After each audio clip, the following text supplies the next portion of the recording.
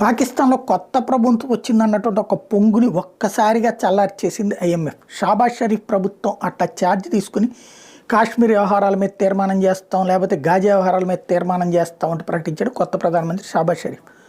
సరే నువ్వు అవన్నీ చూద్దుగానే నాయన, ముందు మన దేశంలో నువ్వు మాకు ఇవ్వాల్సిన డబ్బులు బోల్డ్ అని బాకీ ఉండిపోయావు ఐఎంఎఫ్కి అంటూ ఇంటర్నేషనల్ మానిటరింగ్ ఫండ్ ఐఎంఎఫ్ పాకిస్తాన్కి నోటీస్ ఇచ్చింది.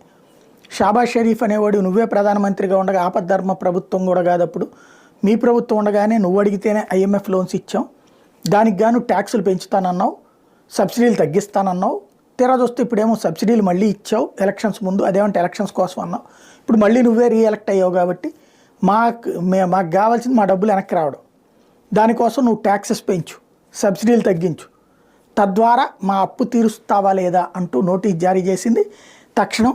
దీంతో ఇప్పుడు ఇక రాబోయేటువంటి